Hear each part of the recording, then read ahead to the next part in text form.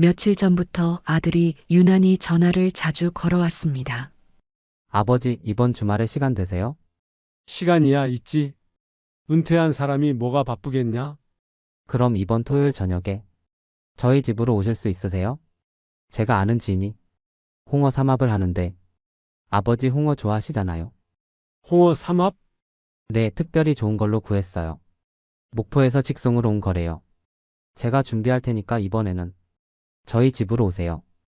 야, 이놈아. 내가 언제부터 이런 거 챙겼냐? 제 물음에 아들이 잠시 뜸을 들였습니다. 그냥 평소에 너무 소홀했던 것 같아서요. 이제라도 잘해드리고 싶어서. 그 말이 오히려 더 수상했습니다. 작년에 제 생일도 까먹었던 놈이 갑자기 무슨 효심이 발동한 걸까요? 그래, 좋지 홍어라면. 내가 또 기가 막히게 먹지. 삭힌 홍어의 수육 한 점, 거기에 묵은지까지. 생각만 해도 군침이 도는구나. 제가 호탕하게 받아쳤지만 속으로는 계속 의구심이 맴돌았습니다.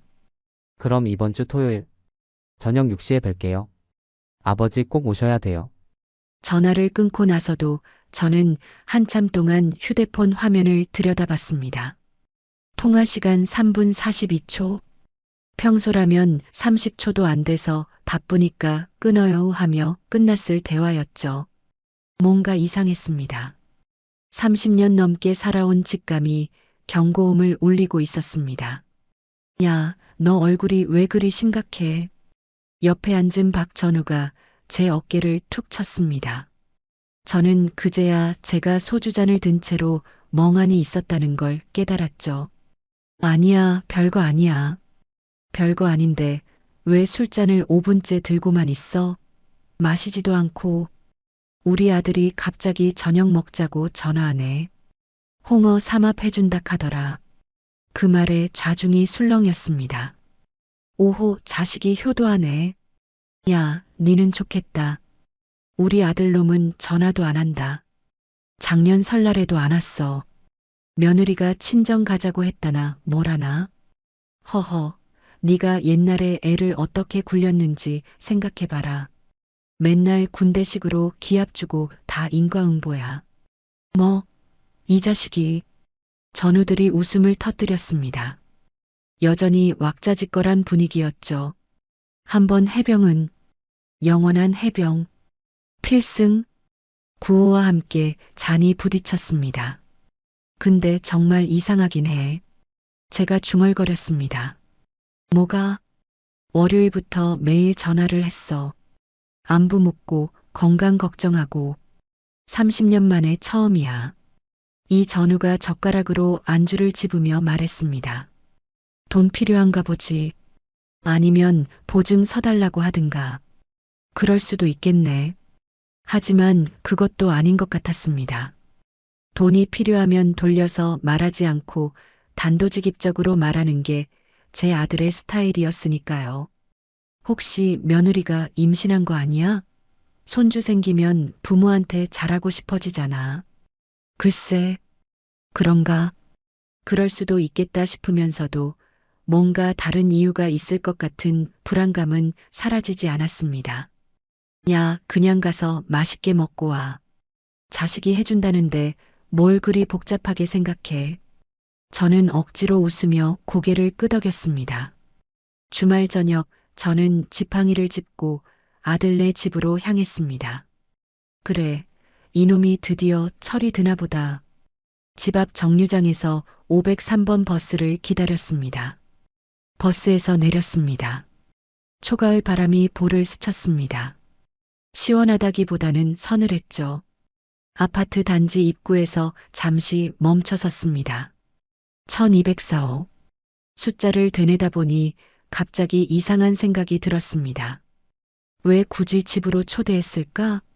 평소라면 밖에서 먹자고 했을 텐데. 문 앞에서 숨을 한 번 크게 들이쉬었습니다. 그리고 초인종을 눌렀습니다. 띵동 마이너스. 발소리가 다가왔습니다. 빠른 걸음이었죠. 문이 열리며 며느리 민정이 나타났습니다. 환한 웃음을 짓고 있었지만 눈가가 미세하게 떨렸습니다. 화장으로도 가리지 못한 긴장감이었죠. 어머 아버님. 그녀가 말을 멈췄습니다. 뭔가를 확인하듯 제 뒤를 힐끗 봤죠. 혼자 오셨죠? 그 질문이 나왔습니다. 예상치 못한 질문이었죠. 아니, 정확히는 이상한 질문이었습니다. 저는 순간 멈칫했습니다. 0.5초쯤 됐을까요? 하지만 그 짧은 순간에 수많은 생각이 스쳤습니다. 왜 혼자 왔는지 묻는 거지? 누군가 같이 오면 안 되는 건가? 희진이라도 데려올까봐 걱정하는 건가? 그럼 뭐, 죽은 마누라도 같이 오랴? 농담으로 받아쳤습니다. 아, 아니요, 그게 아니라, 더듬거리는 목소리. 시선은 바닥으로 향했다가 다시 제 얼굴로, 그리고 다시 제 뒤로. 불안정한 눈동자의 움직임. 그냥 여쭤본 거예요. 뭐야, 별걸 다 묻네. 노인네가 어디 딴 약속 있겠냐. 어서 들어오세요, 아버님. 신발을 벗었습니다. 지팡이를 신발장 옆에 기대어 세웠습니다. 나무 끝이 벽을 치는 소리가 났습니다. 그때 안방 문이 열렸습니다. 아들이 나왔죠. 평소보다 말끔한 차림이었습니다. 아버지, 오셨어요? 그래. 저는 짧게 대답하고 시선을 식탁으로 돌렸습니다. 그 순간 말문이 막혔습니다. 아이고, 이게 무슨... 식탁 위의 광경은 예상을 뛰어넘었습니다. 생일상이라도 차린 줄 알았습니다. 잡채부터 전까지 붉은 홍어가 큼직하게 썰려 있었고 수육은 하얗게 삶아져 있었습니다. 묵은지는 알맞게 익어 보였죠. 쿰쿰한 냄새가 공기 중에 퍼져 있었습니다. 진짜였습니다. 이게 무슨 진수성찬이냐? 나 오늘 생일도 아닌데? 아버님, 그냥 평소에 고생 많으셨잖아요. 저희가 감사한 마음에 준비했어요. 그동안 너무 소홀했던 것 같아서 감사한 마음과 소홀했던 것 사이에 논리적 연결고리가 없었습니다. 소홀했으면 미안한 마음이어야 맞는데 저는 의자를 빼고 앉았습니다. 의자가 바닥을 긁는 소리가 났죠. 끼잉 마이너스. 그 소리에 부부가 동시에 시선을 교환했습니다. 아들이 냉장고로 갔습니다. 문을 여는 순간 안에서 하얀 김이 새어나왔죠. 그 너머로 막걸리병이 보였습니다. 두 병, 하나는 이미 뚜껑이 열려 있었습니다. 아버지, 홍어에 막걸리가 빠지면 섭하죠? 아들의 손이 열린 병을 집었습니다. 이거 유명한 양조장에서 특별히 구한 거예요. 병을 흔들자 찰랑거리는 소리가 났습니다. 평소 막걸리 소리와 달랐죠. 묽은 느낌이랄까요? 뻥 마이너스. 뚜껑을 여는 소리가 거실에 울렸습니다. 참 아버지. 잔에 막걸리를 따르려다 아들이 갑자기 멈췄습니다. 손 씻으셨어요? 식사 전에 꼭 손 씻으셔야죠. 손 씻으라는 말. 지금까지 30년간 한 번도 하지 않았던 말이었습니다. 저는 아들의 눈을 봤죠. 초조함이 번뜩였습니다. 허허, 그래. 깜빡했네. 제가 자리에서 일어서자 민정이 재빨리 말했습니다. 큰 화장실 쓰세요. 작은 화장실은 변기가 막혀서 화장실로 가면서 뒤를 돌아봤습니다. 아들과 며느리가 급하게 뭔가를 주고받는 모습이 보였죠. 화장실 문을 닫았습니다. 이상하다.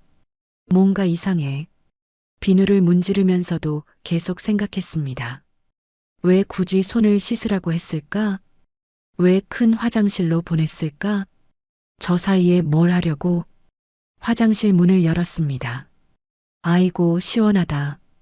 일부러 크게 말했습니다. 그러자 부엌에서 부산스러운 소리가 뚝 끊겼죠. 식탁으로 돌아왔을 때 막걸리 잔은 이미 가득 차 있었습니다. 하얀 술 위에 거품이 평소보다 많이 떠 있었죠. 그리고 잔 옆에 젓가락이 놓여 있었습니다. 방금 저은 흔적이 남아있는 자리에 앉았습니다. 아들과 며느리가 제 손을 뚫어지게 쳐다봤습니다. 정확히는 제가 잔을 드는지 안 드는지를 주시했죠. 왜? 너희도 한잔하고 싶냐? 제가 물었습니다. 아, 아니요. 아들의 대답이 너무 빨랐습니다. 마치 미리 준비한 것처럼. 저희는 요즘 임신 준비하느라 술은 좀 피하려고요. 임신 준비. 작년에도 재작년에도 했던 말이었죠. 그래. 임신 준비. 제가 되묻자 민정이 급하게 끼어들었습니다. 네, 아버님. 병원에서 꼭 금주하라고. 부부 둘 다요. 아들이 냉장고에서 사이다를 꺼냈습니다. 캔을 따는 소리가 치익 마이너스 하고 났죠. 투명한 사이다를 컵에 따르면서도 계속 제 잔을 흘끔거렸습니다. 자, 아버지. 건배하시죠. 아들이 사이다 잔을 들었습니다. 민정도 따라 들었죠. 두 사람의 눈이 제 잔에 고정됐습니다. 저는 잔을 들었습니다. 그래, 건배. 세 개의 잔이 부딪혔습니다. 딱. 저는 막걸리를 입에 댔습니다. 목으로 넘기는 순간 쓴맛이 확 퍼졌죠. 막걸리는 원래 씁쓸하지만 이건 달랐습니다. 화학적인 쓴맛이었죠. 캬, 시원하네. 역시 홍어엔 막걸리지. 그런데 이상했습니다. 아들과 며느리가 젓가락을 들지 않았습니다.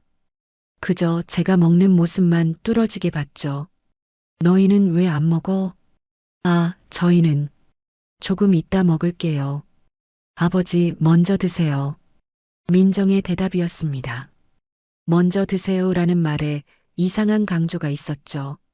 막걸리를 한 모금 더 마셨습니다. 물 좀 줘봐. 제가 말하자 민정이 벌떡 일어났습니다. 너무 급하게 일어나서 의자가 뒤로 밀렸죠. 네. 바로 가져다 드릴게요. 물을 가져오는 민정의 손이 떨렸습니다. 컵에서 물이 찰랑거렸죠. 제 앞에 놓으면서도 시선은 막걸리 잔을 향했습니다. 얼마나 마셨는지 확인하듯이. 그때였습니다. 탁자 위에 놓아둔 제 휴대폰이 울렸습니다.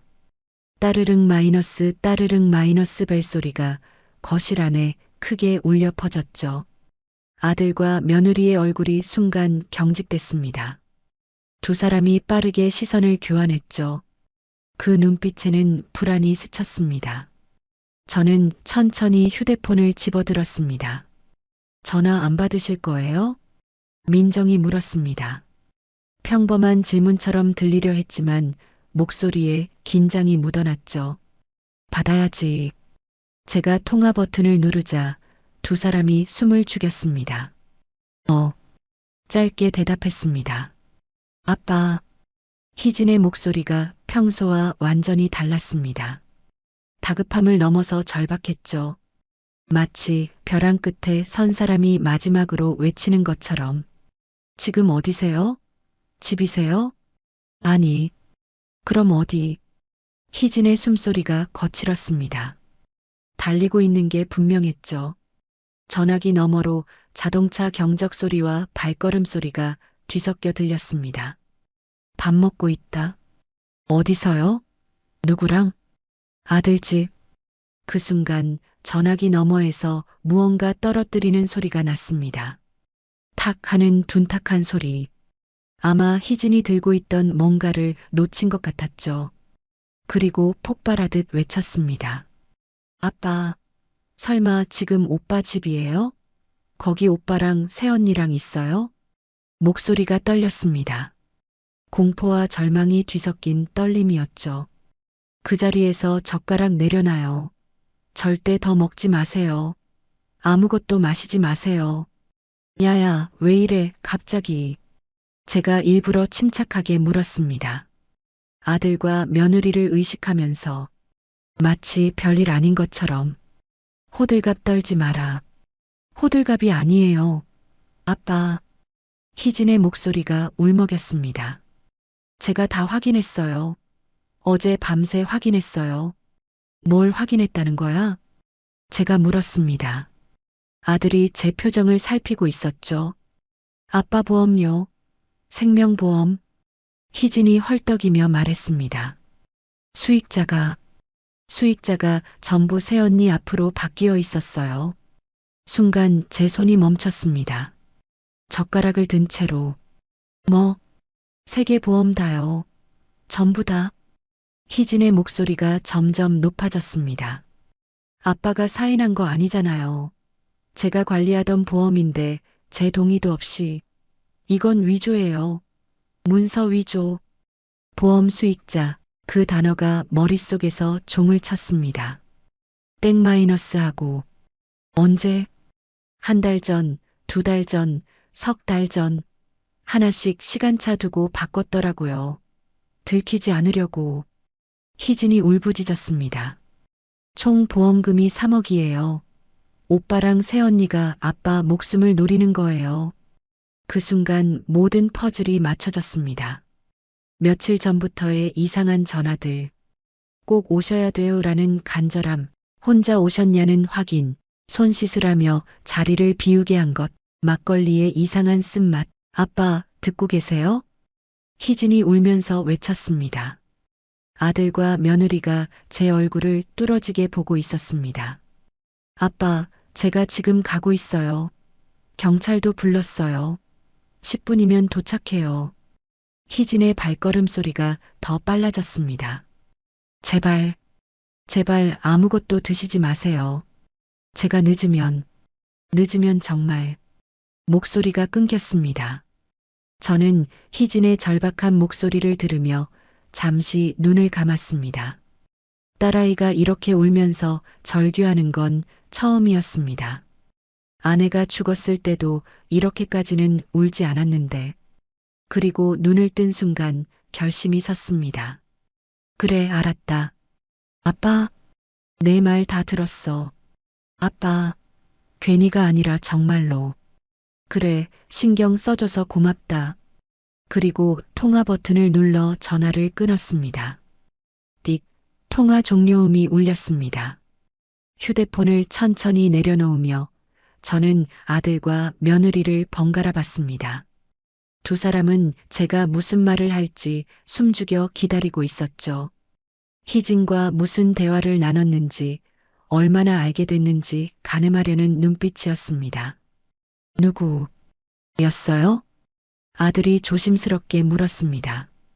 목소리에 긴장이 묻어났죠. 아, 그냥 친한 사람. 안부 전화였어. 제가 태연하게 대답하자 두 사람의 어깨가 살짝 내려갔습니다. 안도의 한숨이 새어나왔죠. 역시 아버진 아무것도 모르시는구나. 그런 표정이었습니다. 희진의 전화가 아니라고 생각한 거죠. 하지만 그들은 몰랐습니다. 제가 이미 모든 것을 알게 되었다는 것을, 그리고 이제부터가 진짜 시작이라는 것을. 나는 천천히 자리에서 몸을 일으켰습니다. 무릎이 후들거렸지만 티 내지 않으려 애썼죠.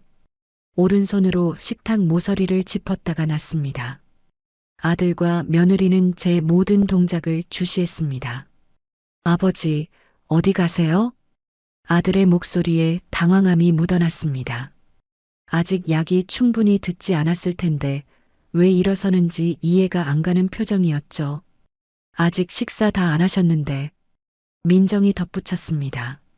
저는 대답 대신 신발장 쪽으로 걸음을 옮겼습니다. 아버지, 어디 가시는 거예요? 민정이 다급하게 따라 나왔습니다. 슬리퍼 끄는 소리가 바닥을 긁었죠. 저는 멈춰 섰습니다. 신발장 구석에 세워둔 제 지팡이를 봤습니다. 지팡이를 집어들었습니다. 손바닥에 익숙한 나무결이 감겼죠. 무게감이 든든했습니다. 무기를 든다는 건 싸울 준비가 됐다는 뜻이었죠. 돌아섰습니다. 아들과 며느리가 거실 중앙에 서 있었습니다. 두 사람의 표정이 묘했죠. 안도와 불안이 뒤섞인 아직 상황을 파악 못한 얼굴이었습니다. 아버지, 갑자기 지팡이는 왜? 아들이 물었습니다. 억지 웃음을 지으며. 어디 불편하세요? 화장실 가시려고요? 제가 부축해 드릴게요. 아들이 한 걸음 다가왔습니다. 저는 지팡이를 들어 올렸죠. 천천히, 아주 천천히. 아, 낮은 목소리로 불렀습니다. 네, 이놈아. 지팡이가 어깨 높이까지 올라갔습니다. 아, 아버지. 아들의 눈이 커졌습니다. 뭔가 잘못됐다는 걸 직감한 표정이었죠. 내가 내 아들이냐? 그 순간 지팡이를 정확히 겨눴습니다. 아들의 정수리를. 내가 정말 내가 낳은 자식이 맞냐? 지팡이가 번개처럼 내리꽂혔습니다. 정확한 타격이었죠. 힘 조절도 했습니다. 죽일 정도는 아니되 정신은 차리게. 해병대에서 배운 타격법이었습니다. 둔탁한 소리가 방안을 울렸습니다. 아들은 비명도 지르지 못했습니다. 그대로 무릎이 꺾이며 바닥으로 고꾸라졌죠. 손에 들고 있던 사이다 컵이 날아가 벽에 부딪혔습니다. 투명한 액체가 벽을 타고 흘러내렸죠. 꺄! 민정이 비명을 질렀습니다. 두 손으로 입을 막았지만 비명은 손가락 사이로 새어나왔죠. 다리가 후들거려 뒤로 물러섰습니다. 저는 지팡이를 바닥에 쿵 내리찍었습니다. 쿵! 내가 아무것도 모르는 늙은이로만 보이냐? 목소리가 거실을 가득 채웠습니다. 아들은 머리를 감싸 쥐고 바닥에 엎드려 있었습니다. 손가락 사이로 피가 조금씩 흘러나왔죠. 신음소리를 냈지만 일어서지는 못했습니다. 아, 아버지. 민정은 벽에 등을 붙이고 서 있었습니다. 온몸이 떨렸죠. 마치 포식자 앞에 토끼처럼. 저는 한 걸음 다가갔습니다. 지팡이 끝이 바닥을 긁었죠. 끽. 보험 수익자를 바꿨다며? 또 한 걸음. 내 도장을 위조했겠지? 그래 놓고 홍어 삼합? 막걸리? 바닥에 쓰러진 아들이 고개를 들었습니다. 이마에서 흐르는 피가 눈썹을 타고 흘렀죠. 한쪽 눈을 감은 채로 말했습니다. 아버지, 오해예요. 여전히 거짓말이었습니다. 저희가 무슨 잘못을 했다고 이러세요. 저는 지팡이를 들어 올렸습니다. 오해? 네. 정말 몰라요. 왜 갑자기? 몰라. 제가 한 걸음 더 다가가자 아들이 뒷걸음질 쳤습니다. 엉덩이를 바닥에 댄 채로 뒤로 밀렸죠. 보험 수익자가 언제부터 며느리 이름으로 바뀌었는데 그걸 모른다고? 순간 아들의 동공이 흔들렸습니다. 들킨 거죠. 그건 아마 실수일 거예요. 실수? 제가 코웃음을 쳤습니다. 행정착오 같은 거겠죠. 보험회사에서 행정착오라고? 지팡이를 다시 들었습니다. 이번엔 더 높이. 야 이놈아. 노인네가 도장 찍는 거 헷갈린 줄 아냐? 아버지. 민정이 소리쳤습니다. 정말 몰라요. 제가 그런 걸 왜. 하지만 그녀의 목소리는 떨렸고 시선은 바닥으로 향했죠. 거짓말하는 사람의 전형적인 모습이었습니다. 나를 치매 걸린 노인네로 봤구나. 제가 지팡이를 휘둘렀습니다. 공중에서 휙 소리가 났죠. 민정이 깜짝 놀라 주저앉았습니다. 좋아. 저는 식탁으로 걸어갔습니다. 막걸리병이 여전히 그 자리에 있었죠. 하얀 술이 병목까지 차 있었습니다. 병을 집어들었습니다. 차가운 유리가 손바닥에 닿았죠. 끝까지 모른다고 우기지? 병을 들고 돌아섰습니다. 그럼 이거 너희가 마셔봐라. 아들과 며느리의 안색이 하얗게 질렸습니다. 아무것도 안 탔다면 마실 수 있겠지? 민정이 손사래를 쳤습니다. 아니에요, 아버님. 저희는 술을 못 마신다고? 제가 다가가자 그녀가 뒤로 기어갔습니다. 임신 준비 중이라서. 임신 준비? 제 목소리가 폭발했습니다. 임신 준비는 무슨, 아비 죽이려고 준비한 거 아니야. 아들이 비틀거리며 일어섰습니다. 벽을 짚고 겨우 섰죠. 머리에서 흐르는 피를 손으로 닦으며 말했습니다. 아버지, 제발. 오해라니까요. 오해? 저는 막걸리 잔을 들었습니다. 아까 제가 마시다 남은 잔이었죠. 그럼 이거 마셔봐. 잔을 아들 앞에 내밀었습니다. 이거 한 잔만 마시면 오해 풀어줄게. 아들의 시선이 잔을 향했다가 제 얼굴로 올라왔습니다. 그리고 민정을 봤죠. 두 사람이 눈빛으로 뭔가를 주고받았습니다. 왜? 못 마시겠어? 제가 잔을 더 가까이 들이밀었습니다. 내 아비한테 먹인 술인데? 마셔. 제가 고함을 질렀습니다. 아니면 지금 당장 실토해. 뭘 탔는지, 얼마나 탔는지. 아들이 입술을 깨물었습니다. 피가 입술 틈으로 흘러나왔죠. 왜 이런 짓을 했는지 말해봐. 민정이 울기 시작했습니다. 가짜 눈물인지 진짜인지 알 수 없었지만 저희는 정말 입 닥쳐. 제가 지팡이를 바닥에 찍자 쿵 소리가 났습니다. 그때였습니다. 초인종이 울렸습니다. 다급한 소리였죠. 신고받고 왔습니다. 경찰입니다. 밖에서 굵은 목소리가 들렸습니다. 아들과 며느리가 시선을 교환했습니다. 아들이 갑자기 벌떡 일어났습니다. 머리에서 피가 흐르고 있었지만 눈에는 광기가 번뜩였죠. 비틀거리면서도 식탁으로 달려갔습니다. 젠장, 젠장, 욕설을 내뱉으며 막걸리병을 움켜쥐었습니다. 손이 떨려서 병이 덜그럭거렸죠. 이거라도 없애야 돼. 그는 싱크대로 달려갔습니다. 병을 기울여 하수구에 부으려는 움직임. 하얀 술이 병목에서 출렁거렸죠. 증거인멸이냐? 제가 고함을 질렀습니다. 끝까지 더러운 놈. 저는 마지막 힘을 끌어올렸습니다. 다리는 후들거렸지만 정신력으로 버텼습니다. 약이 온몸에 퍼지고 있었지만 아직은 쓰러질 수 없었습니다. 지팡이를 들었습니다. 두 손으로 야구 방망이를 잡듯이 이놈아, 온 힘을 다해 휘둘렀습니다. 정확한 타격이었습니다. 아들의 뒤통수를 노렸죠. 정수리와 목 사이 가장 취약한 부분. 이번엔 더 세게 용서 없이 살살 때린 게 아니라 정말로 때렸습니다. 둔탁한 소리가 부엌을 울렸습니다. 뼈와 나무가 부딪히는 소리. 그 진동이 지팡이를 통해 제 팔로 전해왔죠. 아들이 짧은 신음을 냈습니다. 그리고 무릎이 꺾였죠. 천천히 마치 슬로우 모션처럼 앞으로 꺾이는 몸. 손에서 힘이 빠지며 막걸리병이 미끄러졌습니다. 꽈당. 아들이 싱크대 모서리에 이마를 부딪혔습니다. 날카로운 모서리가 정확히 눈썹 위를 찍었죠. 피가 튀었습니다. 싱크대 벽면에, 바닥에, 여기저기. 그리고 완전히 쓰러졌습니다.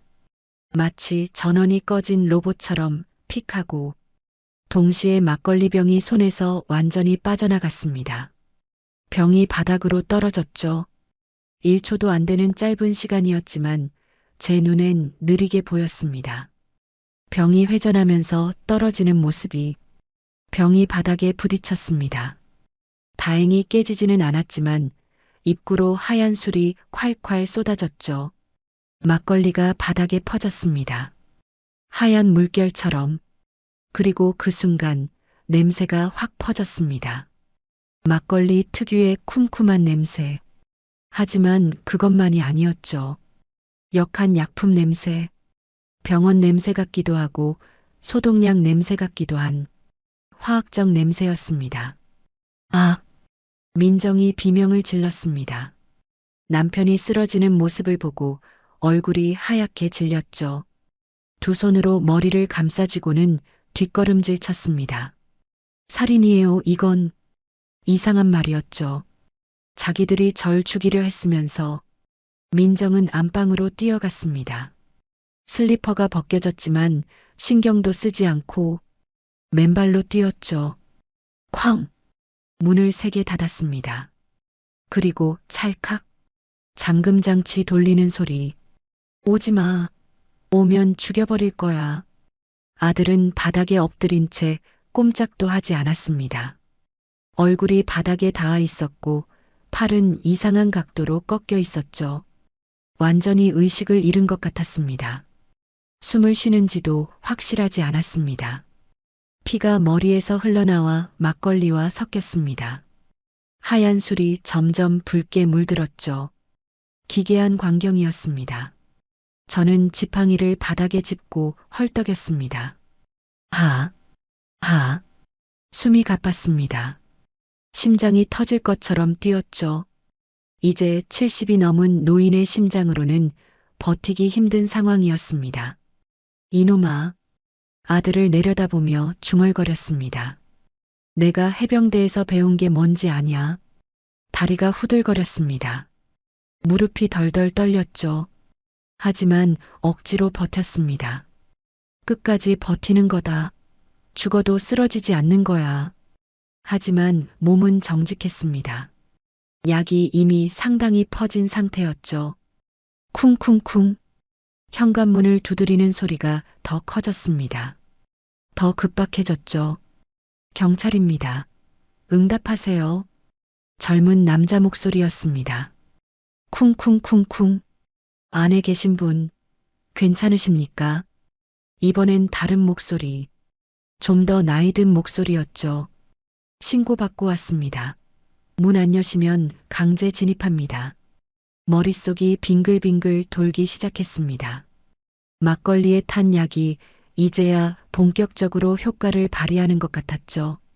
처음엔 속이 뜨거워지더니 이제는 온몸이 마비되는 느낌이었습니다. 눈앞이 흐려졌습니다. 초점이 안 맞았죠. 아들의 쓰러진 모습이 2개로 보였다가 3개로 보였다가 중얼거렸지만 목소리가 점점 작아졌습니다. 혀가 굳어가는 것 같았죠. 발음이 어눌해졌습니다. 우습게 마. 손에 힘이 빠졌습니다. 지팡이를 꽉 쥐고 있으려 했지만 손가락이 말을 듣지 않았죠. 하나씩 펴졌습니다. 턱 마이너스. 지팡이가 손에서 미끄러져 바닥에 떨어졌습니다. 천천히, 아주 천천히 앞으로 쓰러졌습니다. 손을 뻗어 뭔가를 잡으려 했지만 허공만 휘저었죠. 옆으로 고개를 돌렸습니다. 아들이 보였습니다. 역시 쓰러진 채로 부자가 나란히 바닥에 엎드린 꼴이었죠. 희진아. 마지막으로 딸을 생각했습니다. 잘했다. 내가 날 구했어. 쿵, 쾅. 현관문이 부서지는 소리가 들렸습니다. 나무가 쪼개지는 소리, 경첩이 뜯어지는 소리, 쾅. 문이 완전히 열렸습니다. 들어가, 빨리. 급한 발소리들, 군화 소리 같았죠. 여기 사람이 쓰러져 있습니다. 누군가 제 옆에 무릎을 꿇었습니다. 어르신, 괜찮으십니까? 손이 제 목을 짚었습니다. 맥박을 확인하는 거죠. 살아있습니다. 맥박 있어요. 여기도 한 명 더. 머리에서 피나요. 구급차 불러. 당장 2대 필요해. 안방에 누구 있어요? 나오세요. 여러 목소리가 뒤섞였습니다. 무전기 소리, 발걸음 소리, 뭔가 급하게 움직이는 소리들. 하지만 점점 멀어졌습니다. 마치 물속으로 가라앉는 것처럼 모든 소리가 웅웅거리며 왜곡됐죠. 의식이 멀어져 갔습니다. 마지막으로 본 것은 거실 천장의 형광등이었습니다. 빙빙 도는 것 같았죠. 그리고 완전히 캄캄해졌습니다. 삑삑삑. 규칙적인 기계음이 먼저 들렸습니다. 심전도 소리였죠. 코끝에 알코올 냄새가 스며들었습니다. 소독약 특유의 날카로운 냄새. 그 다음은 세제 냄새. 병원이구나 생각했죠. 눈꺼풀이 천근만근이었습니다. 들어 올리려 해도 쉽게 열리지 않았죠. 마치 접착제로 붙여놓은 것처럼. 아빠, 흐느낌 소리가 들렸습니다. 희진이었죠. 목소리만으로도 알 수 있었습니다. 고개를 돌렸습니다. 희진이가 제 손을 꼭 쥐고 있었죠. 눈가가 빨갛게 부어 있었습니다. 아빠, 다행이에요. 희진의 목소리가 떨렸습니다. 조금만 늦었으면 정말 큰일 날 뻔했어요. 제가 입을 열었습니다. 목소리가 쉬어 있었죠. 여긴 병원이구나. 새언니는 구속됐어요. 희진이 말을 이었습니다. 오빠도 연행됐고요. 병원에서 치료받고 있대요. 머리 다친 게 생각보다 심했나 봐요. 제가 한 일이었죠. 후회는 없었습니다. 막걸리에서 수면제랑 근육이완제가 검출됐어요. 치사량은 아니었지만 희진이 말을 멈췄습니다. 그리고 제 손을 더 꽉 잡았죠. 아빠 연세를 생각하면 정말 위험한 양이었대요. 조금만 더 마셨으면. 그때 병실 문이 열렸습니다. 형사가 들어왔죠. 피곤한 얼굴이었습니다. 며칠 밤을 새운 것 같았죠. 어르신 깨어나셨군요. 형사가 다가와 앉았습니다. 몸은 어떠십니까? 살만합니다. 제가 억지로 미소를 지었습니다. 어르신, 솔직히 말씀드리면 형사가 수첩을 꺼냈습니다. 그 정도 약을 드시고도 버티신 건 기적입니다. 기적? 네. 병원에서도 놀랐어요. 일반 성인도 위험한 양인데 70 넘으신 분이. 형사가 고개를 저었습니다. 그런데 어떻게 알고 전화로 경고해 주신 겁니까? 형사가 물었습니다. 희진이 대답했습니다. 저 보험 설계사예요. 형사가 고개를 끄덕였습니다. 아, 그래서. 네. 아빠 보험도 제가 관리하거든요. 며칠 전에 시스템 점검하다가 이상한 걸 발견했어요. 희진이 가방에서 서류를 꺼냈습니다.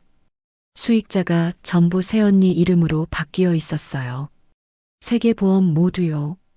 총 보험금이 얼마였습니까? 형사가 물었습니다. 3억 3천만 원이요. 형사가 휘파람을 불었습니다. 그 정도면 충분한 살인 동기네요. 희진이 서류를 넘기며 말했습니다. 게다가 이상한 게 변경 날짜가 다 달라요. 하나씩 시간차를 두고 바꿨더라고요. 들키지 않으려고 그런 것 같아요. 치밀하네요. 형사가 메모를 했습니다. 그래서 바로 위험하다고 판단하신 거군요. 희진이 고개를 끄덕였습니다.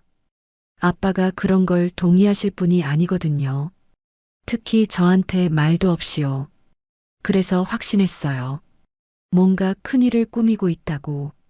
저는 딸을 바라봤습니다. 그래서 전화한 거구나. 네. 근데 아빠가 너무 태연하게 끊으셔서 진짜 심장이 멎는 줄 알았어요. 희진의 눈에 또 눈물이 고였습니다. 그래도 믿었어요. 뭔가 대처하실 거라고. 형사가 말을 이었습니다. 현장에 도착했을 때 상황이 참 처참했습니다. 처참? 어르신은 바닥에 쓰러져 계셨고 아드님도 피 흘리며 기절해 있었고 며느님은 안방에 숨어서 나오질 않고. 형사가 한숨을 쉬었습니다. 바닥엔 막걸리가 쏟아져 있었는데 그 냄새가, 약품 냄새가 진동을 했습니다. 증거가 확실했겠네요. 제가 말했습니다. 네. 현장에서 바로 채취했습니다. 자백은 했습니까? 제가 물었습니다. 처음엔 부인했죠. 하지만 증거가 워낙 확실해서 결국 인정했습니다. 형사가 수첩을 덮었습니다. 돈이 급했다고 하더군요. 사업이 망해서 빚이 3억이 넘었다고. 3억? 네. 그래서 어르신 보험금을 노렸던 거죠. 근데 형사님, 희진이 물었습니다. 형량은 어떻게 될까요? 형사의 표정이 어두워졌습니다. 그게 미수에 그쳤고 두 사람 다 초범이라. 초범? 제가 되물었습니다. 네. 그래서 아마 집행유예가 나올 가능성이 큽니다. 순간 분노가 치밀어 올랐습니다. 집행유예, 사람 죽이려고 했는데, 하지만 법적으로는 실제 피해가 크지 않았고, 어르신도 회복되셨고, 형사가 미안한 듯 말했습니다. 아마 징역 3-5년의 집행유예가 붙을 겁니다. 저는 한참 동안 천장을 바라봤습니다. 창밖으로 가을 햇살이 들어왔죠. 따뜻해 보였지만 제 마음은 차가웠습니다. 법이라는 게 참 우습네요. 죄송합니다. 저희도 최선을 다하겠지만, 아니, 형사님 잘못은 아니죠. 제가 손을 들어 만류했습니다. 법이 그렇다는데 어쩌겠습니까? 형사가 나간 후 병실엔 정적이 흘렀습니다. 희진이 먼저 입을 열었습니다. 아빠, 그래도 살아계셔서 다행이에요. 그래, 내 덕분이다. 아빠가 강하셔서 버티신 거예요. 네. 앞으로 아빠 재산 관리는 내가 다 해라. 아빠, 이번에 확실히 깨달았다. 피가 섞였다고 다 가족이 아니더라. 희진이 고개를 숙였습니다. 진짜 가족은 서로를 지켜주는 거지. 죽이려는 게 아니라. 맞아요. 근데 아빠, 희진이 조심스럽게 물었습니다. 오빠는 어떻게 하실 거예요? 저는 단호하게 말했습니다. 그놈은 이제 내 자식이 아니다. 하지만 자식이 애비를 죽이려 했는데 그게 자식이냐? 그건 원수지. 그 다음 날 오후 2시 병실 문이 노크와 함께 열렸습니다. 어르신 약속대로 왔습니다. 50대 중반의 변호사가 들어왔죠. 검은 서류 가방을 들고 있었습니다. 희진이 놀란 눈으로 저를 봤습니다. 아빠, 변호사님이 왜? 유언장 작성하러 왔습니다. 변호사가 대답했습니다. 유언장이요? 희진의 목소리가 떨렸습니다. 아빠, 무슨 유언장이에요? 아직 정정하시잖아요. 방금 의사 선생님도 곧 퇴원할 수 있다고 했는데, 혹시 모르니까 미리 해두는 거다. 제가 침대에서 몸을 일으켜 앉았습니다. 희진이 급히 베개를 등 뒤에 받쳐줬죠. 이번 일을 겪고 나니까 언제 무슨 일이 생길지 모른다는 걸 깨달았어. 확실하게 정리해둬야겠더라. 변호사가 침대 옆 테이블에 서류 가방을 올려놓고 열었습니다. 여러 서류들이 가지런히 정리되어 있었죠. 어르신이 어제 전화로 요청하신 대로 작성했습니다. 두꺼운 서류 뭉치를 꺼냈습니다. 우선 유언장부터 보시죠. 변호사가 안경을 고쳐 쓰고 읽기 시작했습니다. 본인 김영수는 심신이 건강한 상태에서 다음과 같이 유언한다. 희진이 제 손을 꽉 잡았습니다. 첫째, 본인 소유의 모든 동산 및 부동산, 예금, 주식, 기타 일체의 재산을 딸 김희진에게 상속한다.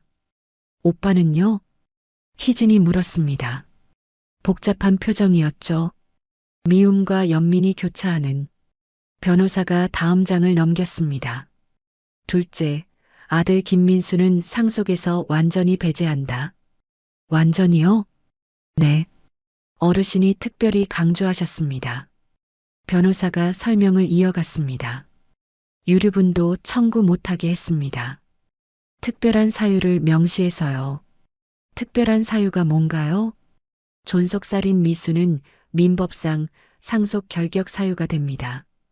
민법 1004조에 따르면 직계존속을 살해하려 한 자는 상속인이 될 수 없습니다. 변호사가 법전을 펼쳐 보여줬습니다.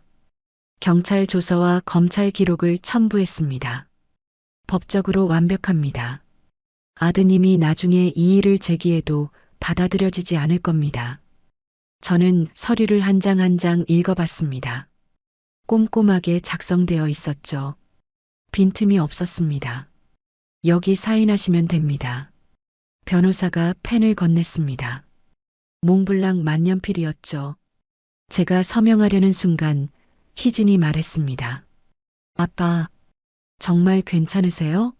그래도 오빠는 자식이 아비를 죽이려 했는데 그런 놈한테 뭘 물려준단 말이냐? 사인을 마쳤습니다. 김영수, 또박또박 정자로 썼죠. 그리고 희진아, 제가 딸을 받습니다. 사실 하나 더 있다. 또 뭐가 있어요? 희진이 걱정스러운 눈으로 물었습니다. 지금 우리 사는 집, 저는 잠시 뜸을 들였습니다. 어떻게 말을 꺼낼지 고민하면서, 알지? 반포 아파트. 네, 전세 사시는 거잖아요. 2년마다 재계약하시고, 그게 제가 헛기침을 했습니다. 전세가 아니라 내 집이다. 순간 정적이 흘렀습니다. 희진의 입이 벌어졌습니다. 눈이 동그래졌죠. 마치 만화에서 나오는 표정처럼. 네, 뭐라고요? 내 집이라고. 내 명의로 되어 있어. 아니, 아빠, 그게 무슨. 희진이 말을 더듬었습니다. 언제부터요? 10년 전에 샀다. 10년 전. 희진의 목소리가 높아졌습니다. 그때가 제가 대학 졸업하던 해잖아요. 맞아. 내가 취직하고 나서 샀지. 퇴직금 일부랑 그동안 모은 돈으로. 변호사가 서류를 뒤적이며 끼어들었습니다. 어제 제가 등기부등본 확인했습니다. 노트북을 열어 화면을 보여줬죠. 현재 시세는. 변호사가 부동산 앱을 열었습니다. 최근 실거래가 기준으로 12억에서 13억 사이입니다. 같은 평형이 지난달에 12억 8천에 거래됐네요. 12억. 희진이 다리에 힘이 풀렸는지 의자에 푹 주저앉았습니다. 아빠 왜 말 안 하셨어요? 말하면 뭐하냐? 제가 씁쓸하게 웃었습니다. 오빠랑 싸울까 봐요? 그래. 집 가지고 싸우는 거 많이 봤잖아. 형제간의 집 때문에 원수 되는 거. 희진이 눈시울을 붉혔습니다. 그래서 10년 동안 숨기신 거예요? 전세 사는 척 했지. 너희들한테는 그냥 전세금 올려준다고만 했고. 근데 그것뿐만이 아니야. 제가 말을 이었습니다. 예금도 있다. 예금이요? 변호사가 다른 서류를 꺼냈습니다. 그리고 주식이랑 펀드도 있습니다. 펀드는 1억 5천 정도 됩니다. 수익률이 괜찮으셨어요. 변호사가 계산기를 두드렸습니다. 부동산 12억, 주식 3억, 펀드 1억. 잠시 멈췄다가 결과를 말했습니다. 총 재산이 한 16억 정도 되시네요. 16억. 희진이 멍하니 중얼거렸습니다. 믿기지 않는다는 표정이었죠. 아빠가 그렇게 돈이 많으셨어요? 많다고 할 건 없지. 제가 어깨를 으쓱했습니다. 퇴직금 제대로 받았고, 연금도 꼬박꼬박 나오고, 거기다 재테크 조금 한 거야. 조금이요? 이게 조금이라고요? 주식은 10년 전부터 조금씩 샀어. 삼성전자는 액면 분할 전에 산 거라 수익이 꽤 났지.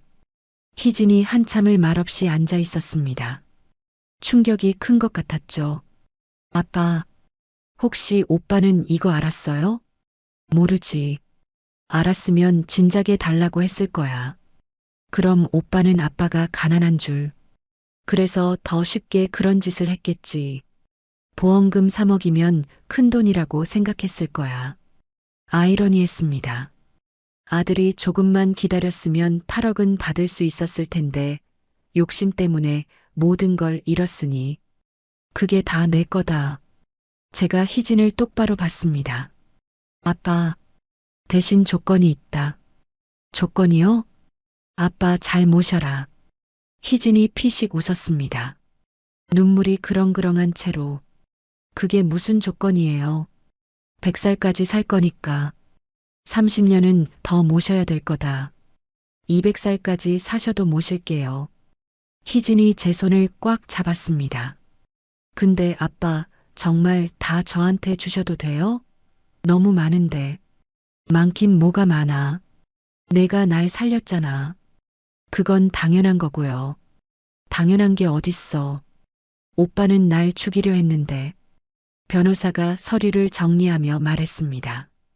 그럼 이대로 진행하겠습니다. 공증도 바로 받겠습니다. 그래요. 확실하게 해주세요. 변호사가 나가고 병실엔 저와 희진만 남았습니다. 아빠, 응? 사랑해요. 나도 사랑한다, 딸아.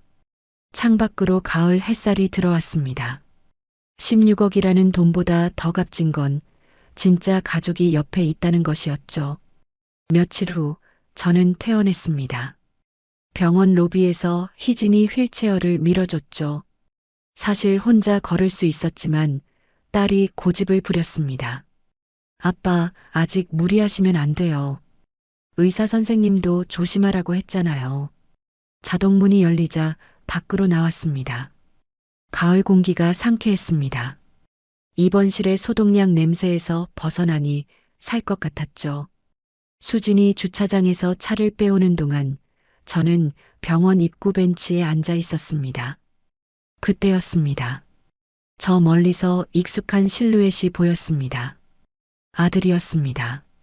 머리에 붕대를 감고 있었고 얼굴은 초췌했죠. 수염도 제대로 깎지 않은 것 같았습니다. 병원 환자복을 입고 있었는데 아마 같은 병원에 입원 중인 것 같았습니다. 아들도 절 봤습니다. 순간 멈칫했다가 갑자기 이쪽으로 뛰어오기 시작했습니다. 아버지, 목이 메인 외침이었습니다. 아버지, 아버지, 눈물이 줄줄 흐르고 있었습니다. 콧물까지 흘리면서 비틀거리며 달려왔죠. 바로 그때 희진이 차를 몰고 왔습니다. 아들이 다가오는 걸 본 희진이 급하게 차에서 내렸습니다. 그리고 저와 아들 사이를 가로막았죠. 거기서 수진의 목소리는 칼날처럼 날카로웠습니다. 희진아. 아들이 멈춰섰습니다. 5미터 정도 떨어진 거리였죠. 한 발짝도 더 오지 마. 희진아, 나 오빠야. 아들이 울먹이며 말했습니다. 오빠? 희진이 코웃음을 쳤습니다. 뭐가 오빠야? 너 같은 건 오빠도 아니야. 희진아, 아빠 죽이려고 한 놈이 무슨 오빠야? 수진의 목소리가 점점 높아졌습니다. 병원 앞을 지나가던 사람들이 힐끔거렸죠. 아버지, 죄송합니다. 정말 죄송합니다. 아들이 갑자기 무릎을 꿇었습니다. 아스팔트 바닥에 퍽 소리를 내며 제가 미쳤었어요. 제발 용서해 주세요. 머리를 바닥에 박으며 절을 했습니다. 이마가 바닥에 부딪히는 소리가 들렸죠. 용서? 희진이 한 걸음 다가갔습니다. 지금 용서를 구한다고? 염치도 없지? 희진아, 제발. 왜 그랬어? 돈 때문에? 고작 돈 때문에? 희진의 목소리가 차가웠습니다. 꺼지라고. 당장. 희진이 한 걸음 더 다가갔습니다. 주먹을 꽉 쥐고 한 대 더 맞고 싶어? 아빠가 지팡이로 친 거로 부족해? 희진아, 내가 왜 너 같은 놈을 오빠라고 불러야 돼? 응? 수진의 눈에서도 눈물이 흘렀습니다. 하지만 분노의 눈물이었죠. 알아? 아빠가 너 때문에 얼마나 마음 아파하시는지.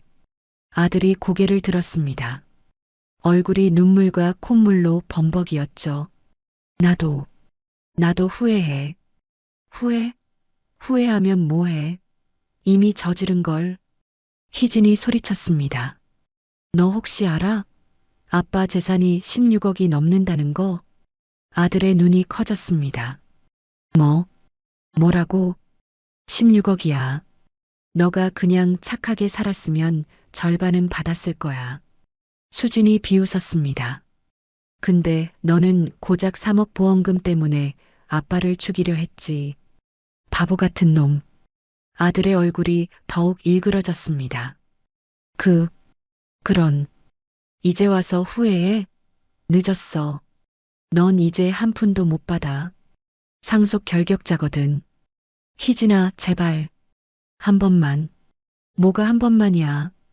희진이 가방을 열어 뭔가를 꺼냈습니다. 접근 금지 명령서였죠. 마. 법원에서 발부받았어. 100m 이내 접근 금지야. 어기면 바로 구속이야. 종이를 아들 앞에 던졌습니다. 다시 한번 아빠 앞에 나타나면 그땐 정말 끝이야. 감옥 갈 각오하고 와. 저는 휠체어에 앉은 채로 그 광경을 지켜봤습니다. 아들이 절 봤습니다.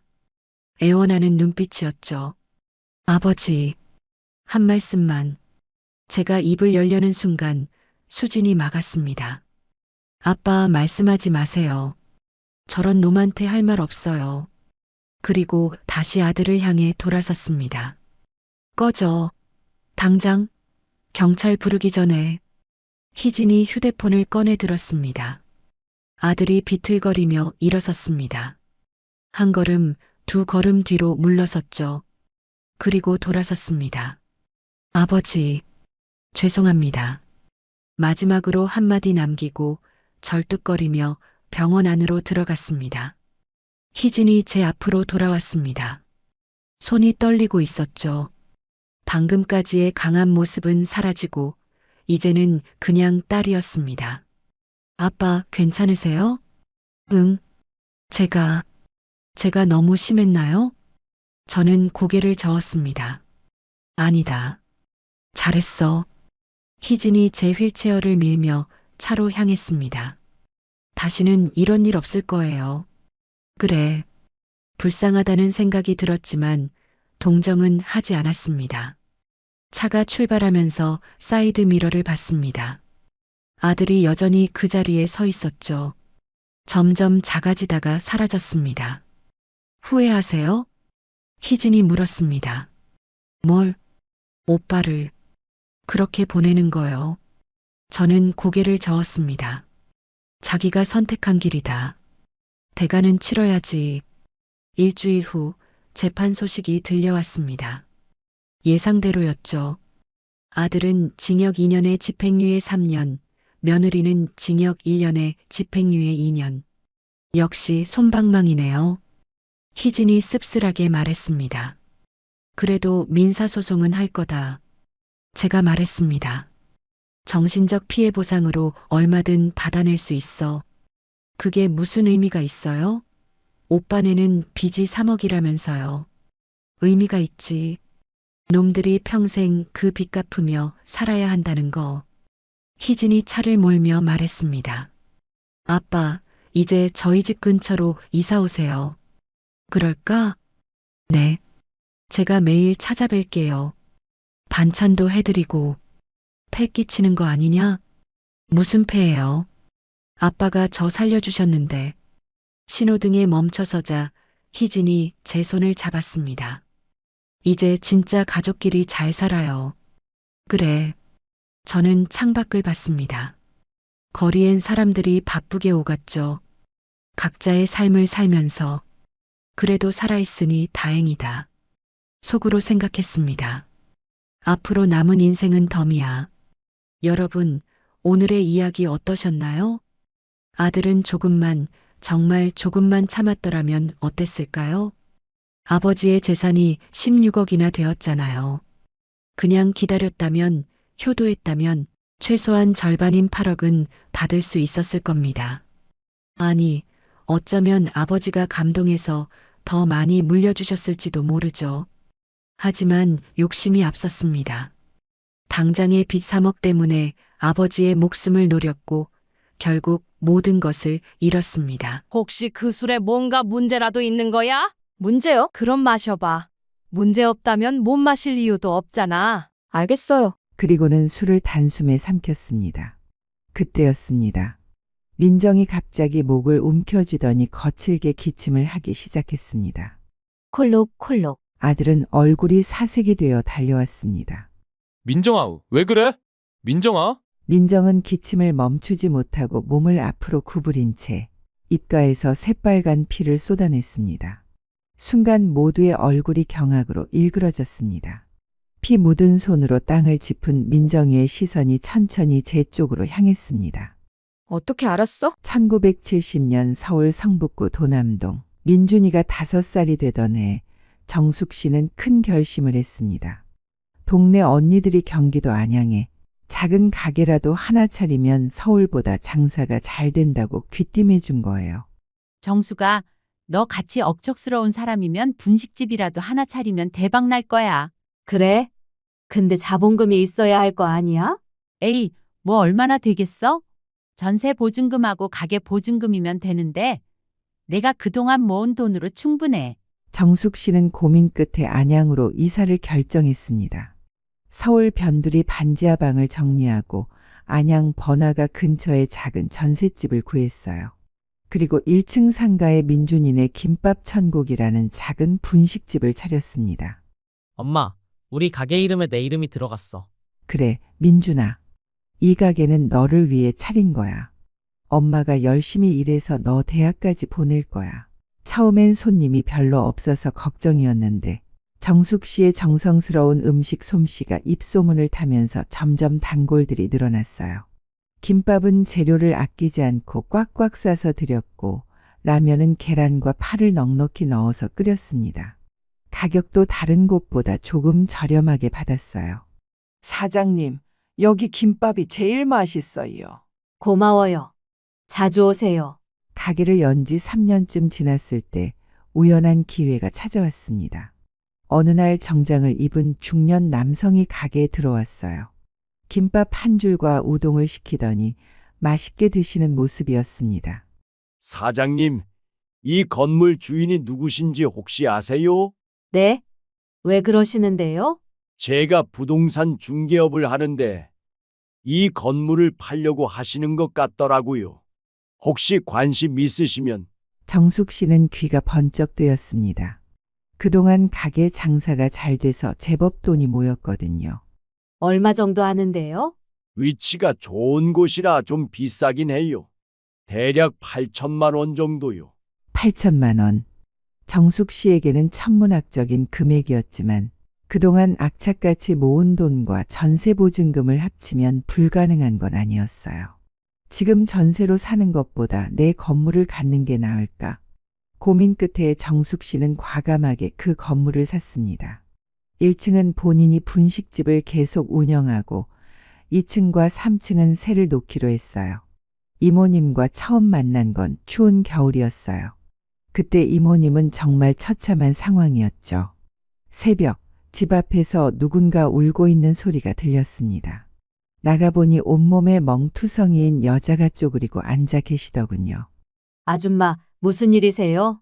왜 이렇게 다치셨어요? 죄송해요. 갈 곳이 없어서.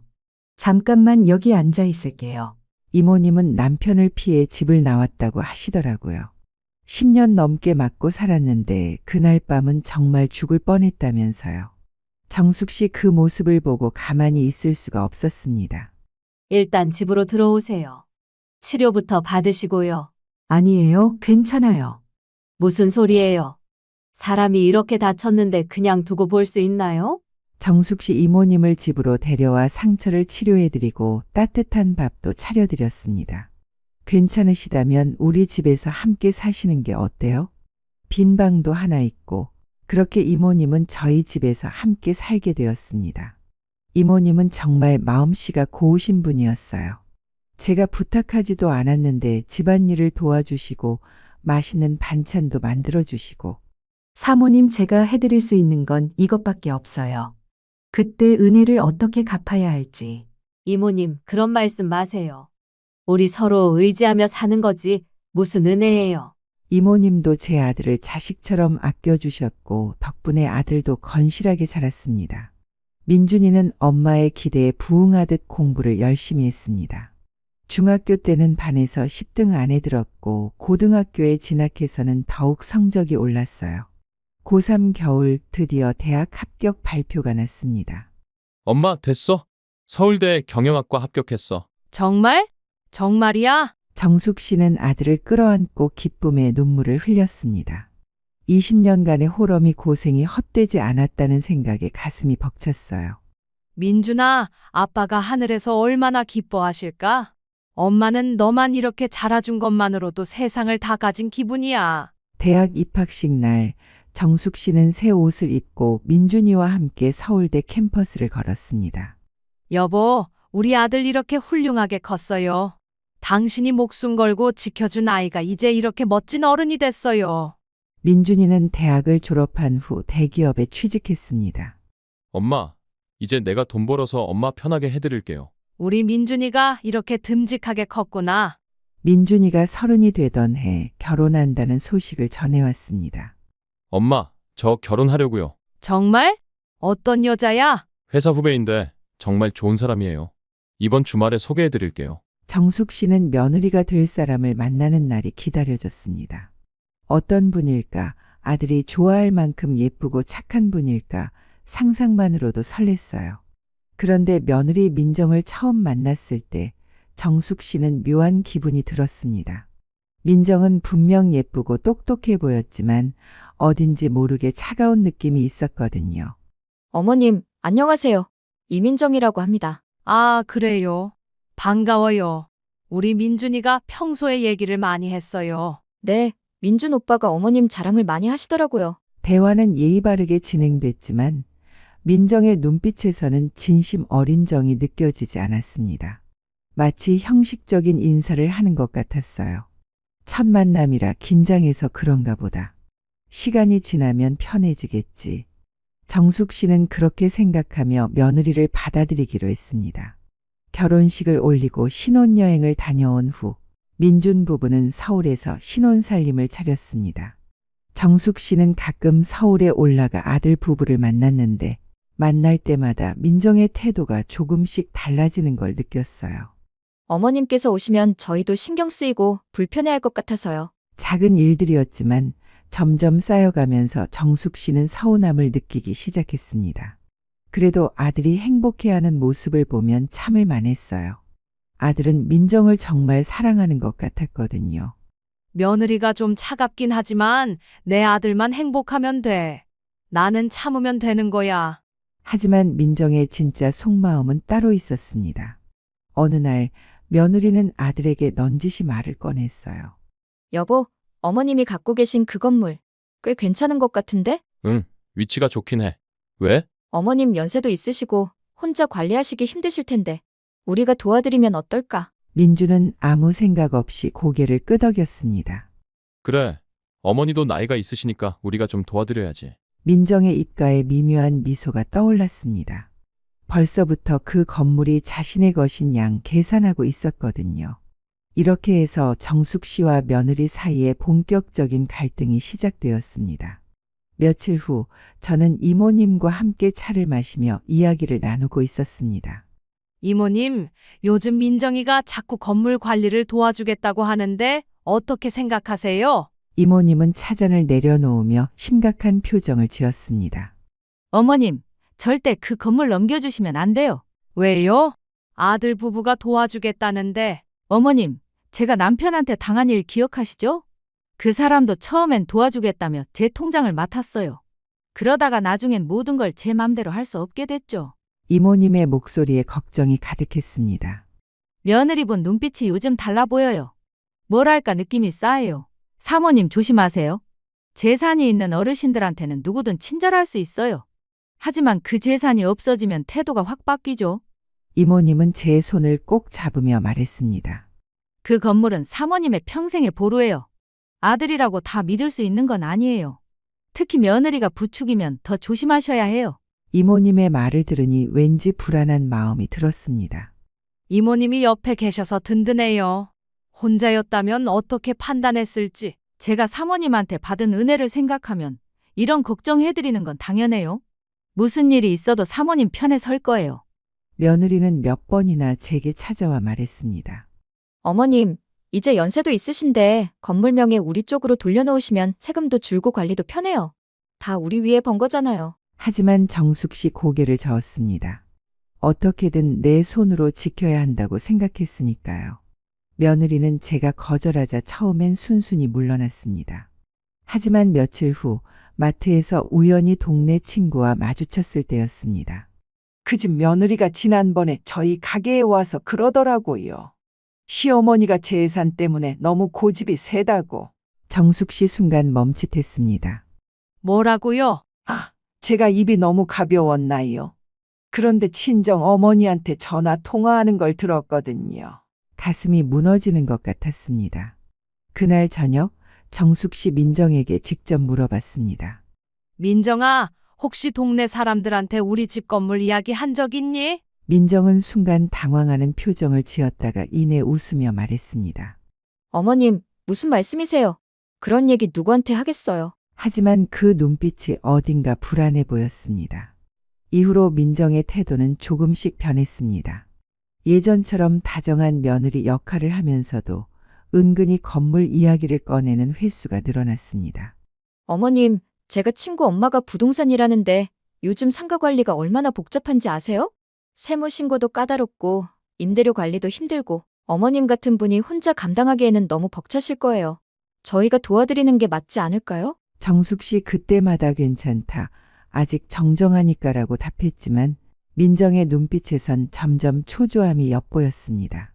어느 날은 아예 노골적으로 나왔습니다. 솔직히 말씀드릴게요. 저희도 계획이 있어요. 아이도 낳아야 하고 더 큰 집으로 이사도 가야 하고. 그런데 어머님이 계속 이러시면 저희는 언제까지 기다려야 하는 거예요? 민정아, 그 건물은 너희 것이 아니야.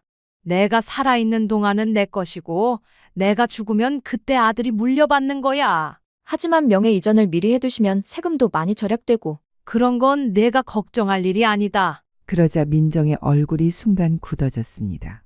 매년 이맘때면 남편 산소에 가서 막걸리를 올립니다. 이제는 건강이 붙여 혼자서는 오르기 어려워 아들 부부가 동행하곤 하죠. 하지만 올해만큼은 이상했습니다. 민정이가 유난히 분주하게 준비를 서둘렀습니다. 어머님, 이번엔 제가 술도 사오고 제사 음식도 챙겼어요. 평소에는 성묘 준비를 제가 도맡아 했는데 그날따라 민정이가 나서더군요. 성묘 당일 아침, 민정이는 새벽부터 부산하게 움직였습니다. 제가 일어나 보니 이미 음식을 다 준비해 놓고 있더군요. 어머님, 오늘 날씨가 좋아서 성묘 가기 좋은 것 같아요. 그래, 수고했다. 그런데 저 술은 뭐니? 평소에 사던 정종이랑 다른 것 같은데. 아, 그거요? 비싼 약재 술로 샀어요. 인삼이랑 녹용이 들어간 거라 몸에 좋대요. 어머님께서 드시기에도 좋을 것 같아서. 정숙 씨 그때 조금 이상하다고 생각했습니다. 굳이 비싼 약재 술을 살 이유가 있을까 싶어서요. 그런 비싼 술까지 살 필요는 없었는데. 어머님, 1년에 한 번 올리는 건데 뭐가 아까워요. 산소에 도착해서 상을 차리는데 민정이가 유난히 술병만 만지작거렸습니다. 잠깐만요. 제가 술잔 정리할게요. 괜찮다. 내가 할게. 아니에요. 어머님은 앉아 계세요. 그러더니 민정이가 술병과 잔을 들고 조금 떨어진 곳으로 갔습니다.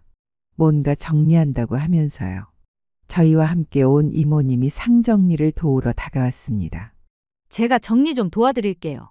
이모님은 평소에도 저를 잘 도와주시는 분이었는데 그날따라 민정이를 유심히 바라보고 있었습니다. 이모님, 괜찮아요. 저희가 할게요. 민정이가 좀 불편한 기색을 보이며 말했습니다. 아니에요. 제가 도와드리는 게 당연하죠. 그러더니 이모님이 제 곁으로 와서 음식을 정리하기 시작했습니다. 그런데 이상하게도 계속 민정이 쪽을 힐끔힐끔 보고 있었어요. 자, 어머님, 이제 술 올리세요. 민정이가 다시 제게 술잔을 건넸습니다. 그런데 그 순간 이모님이 제 옆으로 바짝 다가와 귀에 대고 속삭였습니다. 사모님, 그 술 드시면 안 될 것 같아요. 정숙 씨 순간 온몸이 굳어버렸습니다. 왜 그런 말씀을 하세요? 제가 방금 전에 며느님이 술병에 뭔가를 넣는 걸 봤거든요. 분명히 봤어요. 가슴이 쿵 내려앉았습니다. 정말요? 네, 확실해요. 그리고 이모님이 더욱 작은 소리로 말했습니다. 어젯밤에 이상한 꿈을 꿨어요. 어떤 남자가 꿈에 나와서 술잔을 뒤엎으면서 화를 막 냈어요. 그래서 오늘 계속 신경이 쓰였는데. 그때 민정이가 우리를 바라보며 말했습니다. 어머님, 왜 그러세요? 어디 편찮으세요? 정숙 씨 떨리는 손으로 술잔을 들고 있었습니다. 민정이는 아무것도 모르는 듯 순진한 표정을 짓고 있었지만 그 눈빛 깊숙한 곳에서는 뭔가 어두운 것이 꿈틀거리고 있는 것 같았습니다. 민정아, 이 술 정말 좋은 거 맞지? 네, 어머님. 정말 몸에 좋은 약재 술이에요. 빨리 드셔보세요. 정숙 씨 천천히 술잔을 내려놓았습니다. 정숙 씨 떨리는 마음을 진정시키며 자연스럽게 행동해야 했습니다. 민정이가 의심하지 않도록 말이에요. 민정아, 미안한데 차에 내 핸드백 좀 가져다 줄 수 있을까? 네, 갑자기요? 응, 지금 꼭 필요해. 일단 술 먼저 드세요. 제가 술잔을 내려놓으려 하자 며느리는 급하게 말했습니다. 제가 가져다 드릴게요. 그대로 계세요. 민정이가 자리에서 일어나 차 쪽으로 향했습니다. 바로 그때였어요. 정숙 씨 재빨리 이모님에게 속삭였습니다. 이모님, 지금 당장 똑같은 술잔 하나만 더 준비해 주세요. 빨리요. 이모님은 당황스러운 표정이었지만 고개를 끄덕였습니다. 알겠어요, 사모님. 이모님은 서둘러 가져온 짐에서 똑같은 술잔을 꺼냈습니다. 다행히 제사용 잔을 여분으로 준비해 온 것이 있었어요. 이렇게 하면 되나요? 이모님, 혹시 민정이가 돌아오면 이 술을 민정이에게 줘요. 어느 게 어느 건지 구분이 안 되도록요. 네, 알겠어요. 멀리서 민정이가 핸드백을 들고 돌아오는 게 보였습니다. 어머님, 핸드백 가져왔어요. 고마워, 민정아. 민정이는 자리에 앉으면서 상위의 술잔들을 힐끔 봤습니다. 하지만 겉으로 봐서는 뭔가 달라진 걸 눈치채지 못하는 것 같았어요. 정숙 씨 일부러 여유로운 척하며 잔을 들어 올렸습니다. 사실 속으로는 심장이 터질 것 같았지만요. 민정이는 술잔을 입 가까이 가져갔다가 다시 내렸습니다. 왜? 방금 전까지 좋은 술이라고 하더니 갑자기 왜 안 마시려고 해? 정숙 씨 의심스러운 눈빛으로 민정이를 바라봤습니다. 그게 빈속에 술을 마시면 속이 안 좋아서요. 그럼 나도 빈속인데 어떡하라고? 그럼 나도 오늘은 안 마셔야겠다. 민정이의 이마에 땀방울이 맺히기 시작했습니다. 너 오늘 좀 이상하구나. 정성껏 준비했다면서 왜 안 마시려고 해? 혹시 그 술에 뭔가 문제라도 있는 거야? 문제요? 무슨 문제가 있겠어요? 민정이가 갑자기 목소리를 높였습니다. 하지만 그 목소리에는 당황감이 역력했어요. 그럼 마셔봐. 문제 없다면 못 마실 이유도 없잖아. 알겠어요. 마실게요. 그리고는 술잔을 입에 대고 술을 단숨에 삼켰습니다. 저도 며느리와 바꿔치기한 술을 마셨습니다. 그리고는 묘한 표정으로 빤히 저를 바라봤습니다. 마치 지금 이 자리에서 무슨 일이 벌어지길 기다리는 사람처럼요. 뒤에서 안절부절 못하던 이모님과 눈이 마주쳤습니다. 정숙 씨 아무 일 아니라는 듯 살짝 고개를 끄덕이며 괜찮다는 눈짓을 보냈습니다. 이제 다 됐으니 내려가자. 잔을 정리하고 상을 치우려는 순간이었습니다. 그때였습니다. 민정이 갑자기 목을 움켜쥐더니 거칠게 기침을 하기 시작했습니다. 콜록. 아들은 얼굴이 사색이 되어 달려왔습니다. 민정아? 왜 그래? 민정아? 민정은 기침을 멈추지 못하고 몸을 앞으로 구부린 채 입가에서 새빨간 피를 쏟아냈습니다. 순간 모두의 얼굴이 경악으로 일그러졌습니다. 피 묻은 손으로 땅을 짚은 민정이의 시선이 천천히 제 쪽으로 향했습니다. 그 눈빛은 더 이상 겁에 질린 며느리의 것이 아니었습니다. 어떻게 알았어? 쉰 목소리가 산길에 메아리쳤습니다. 그때 정숙 씨 온몸에 소름이 돋았습니다. 그때 아들이 떨리는 목소리로 물었습니다. 어떻게 알았냐니? 그게 무슨 소리야? 민정아, 너 왜 이래? 민정은 대답 대신 숨을 거칠게 몰아쉬며 다시 기침을 했습니다. 핏물이 턱을 타고 흘러내렸습니다. 하, 이모님, 빨리 구급차 좀 불러주세요. 이모님은 손이 덜덜 떨려 휴대폰을 제대로 쥐지도 못한 채 가방 속을 허둥지둥 뒤졌습니다. 어머니, 이거 어떡해. 휴대폰 화면이 자꾸 꺼졌다 켜지기를 반복했습니다. 그 사이에도 민정은 숨이 넘어갈 듯 기침을 하며 몸을 떨었습니다. 아들은 더는 기다릴 수 없다는 듯 민정을 와락 안아 번쩍 일으켰습니다. 민정아, 버텨야 돼. 그렇게 며느리를 부축해 달려가더니 차에 태우고 문을 닫았습니다. 아들은 시동을 걸려 했습니다. 키를 돌리는 소리가 몇 번이나 울렸지만 엔진은 요란하게 깜빡이만 켠 채 도무지 움직이지 않았습니다. 왜 이래? 제발, 제발 좀. 아들은 거의 울먹이며 다시 시동을 돌렸습니다. 그러나 차는 무심하게 비상등만 깜박일 뿐이었습니다. 이모님은 제 옆에 서서 잔뜩 겁에 질린 얼굴로 중얼거렸습니다. 어머, 이게 다 무슨 일이래요? 이게 대체. 그녀는 떨리는 손으로 제 팔을 붙잡았습니다. 멀리서 아들이 다시 시동을 걸려 안간힘을 쓰는 소리가 들렸습니다. 갑자기 또 자동차 시동이 안 걸리네요. 이럴 수가. 이모님은 고개를 절레절레 흔들었습니다. 차량 안에서 아들은 핸들을 붙잡고 애타게 키를 돌리고 있었습니다. 정숙 씨 속으로 남편에게 조용히 기도하듯 중얼거렸습니다. 당신 이번에도 나를 살려주셨네요. 고마워요. 결국 구급차가 도착했습니다. 요란한 사이렌 소리와 함께 구급대원들이 달려왔습니다. 아들은 숨이 넘어갈 듯 떨리는 목소리로 상황을 설명했고 민정은 산소 마스크를 쓰인 채 급히 들것에 실려갔습니다. 이모, 우리 그 술잔이랑 술 그대로 가져갑시다. 이모님은 놀란 얼굴로 저를 바라보았습니다. 하지만 이내 고개를 끄덕이고 묵묵히 상위에 놓인 잔과 술병을 담았습니다. 혹시 모르니 봉투에 잘 싸주세요. 손이 떨려 봉투를 매듭 짓는데도 시간이 걸렸습니다. 그렇게 우리는 아무 말도 없이 그 잔을 품에 안고 경찰서로 향했습니다. 이모님은 운전하는 내내 손을 떨고 계셨습니다. 그런데 어머님, 경찰이 믿어줄까요? 며느리가 시어머니를 독살하려 했다니 너무 황당하게 들릴 것 같은데요. 그래서 증거가 필요한 거죠. 이 술을 분석하면 뭐가 들어있는지 다 나올 거예요. 경찰서에 도착했을 때 접수대 경찰관이 저희를 보더니 의아한 표정을 지었습니다. 어르신, 무슨 일로 오셨나요?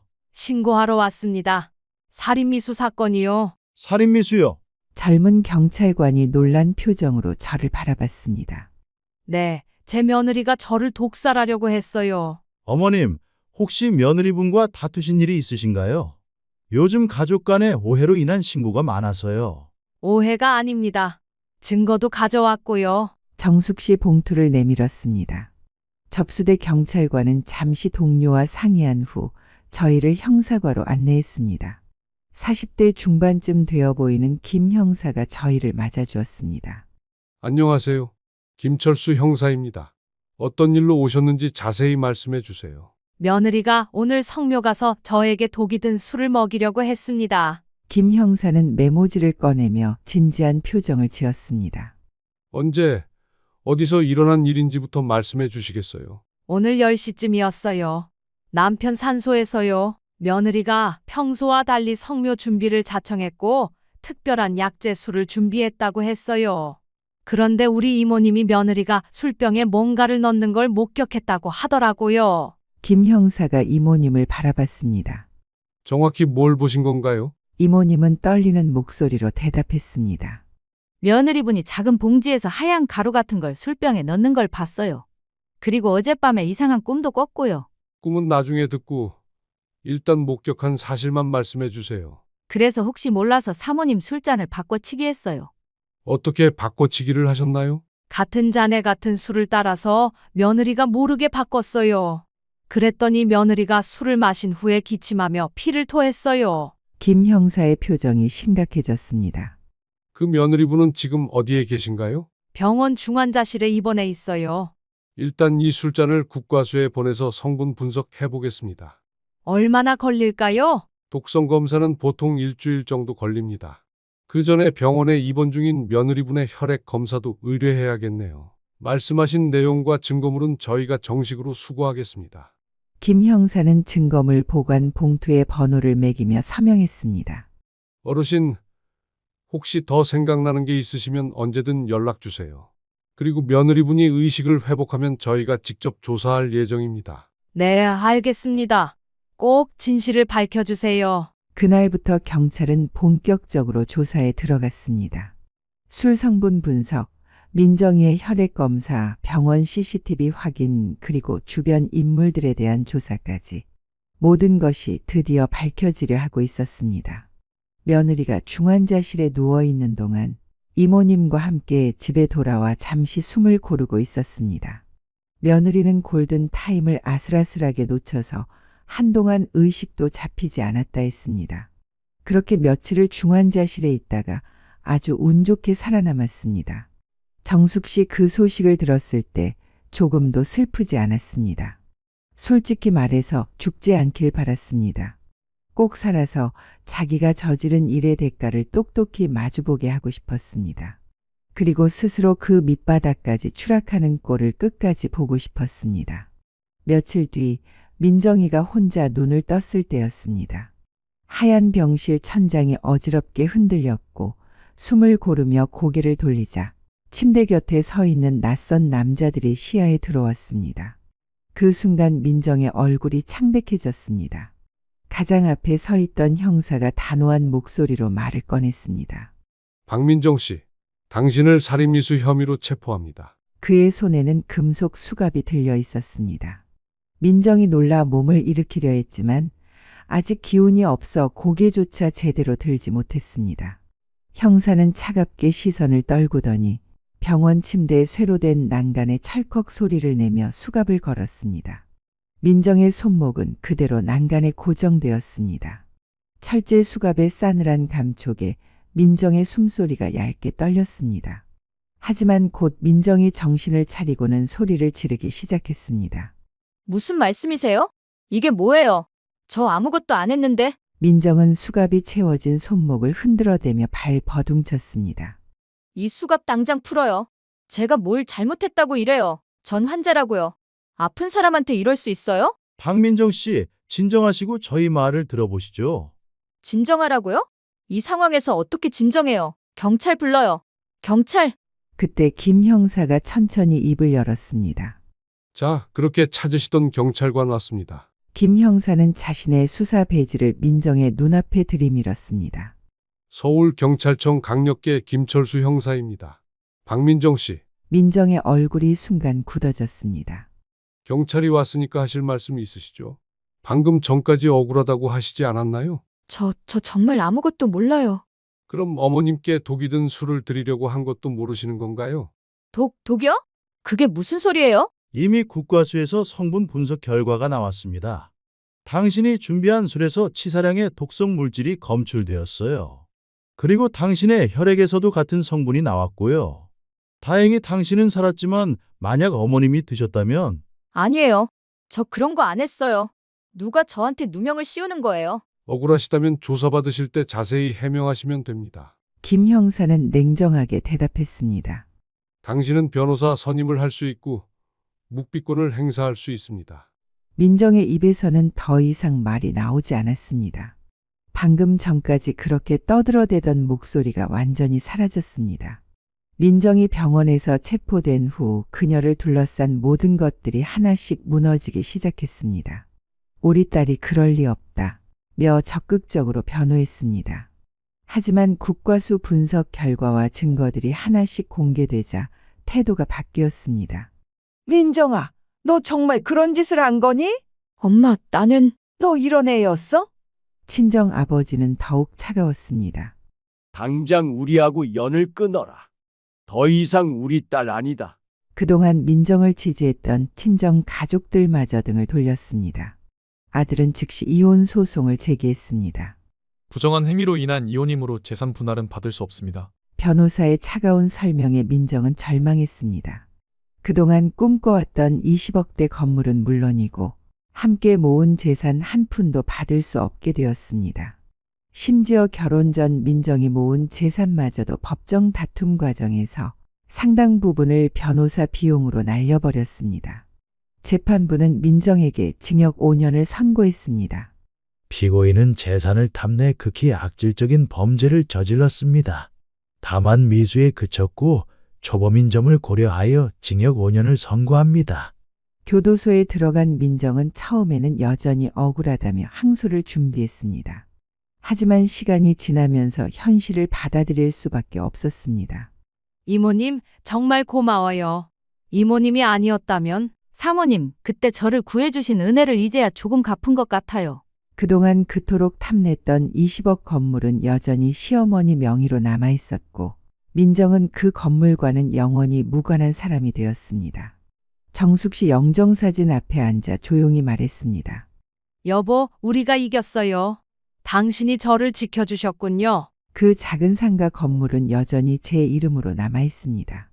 아무도 그 누구도 빼앗아갈 수 없었습니다. 정숙 씨 이제 홀로 남은 노년을 평안히 보내고 있습니다. 이 일을 겪고 나서 정숙 씨 많은 것을 깨달았습니다. 욕심이라는 것이 얼마나 무서운 것인지, 그리고 그 욕심이 사람을 어떻게 괴물로 만들어버리는지를 몸소 체험했습니다. 민정이도 처음부터 나쁜 사람은 아니었을 겁니다. 하지만 20억이라는 거대한 재산 앞에서 인간의 기본 도리마저 잊어버린 것이죠. 자식이나 며느리, 사위가 재산 이야기를 꺼낸다고 해서 서둘러 넘겨주지 마세요. 살아생전의 재산을 물려주는 것이 효도라고 생각하시는 분들이 계시는데 그것은 큰 착각입니다. 재산은 살아계시는 동안 자신을 지켜주는 마지막 보루입니다. 그것마저 내어주면 순간의 짐이 되어버릴 수 있어요. 저처럼 끝까지 지켜내세요. 여러분이 평생 일궈낸 소중한 것들을요. 악은 반드시 응징받고 선은 반드시 보상받습니다.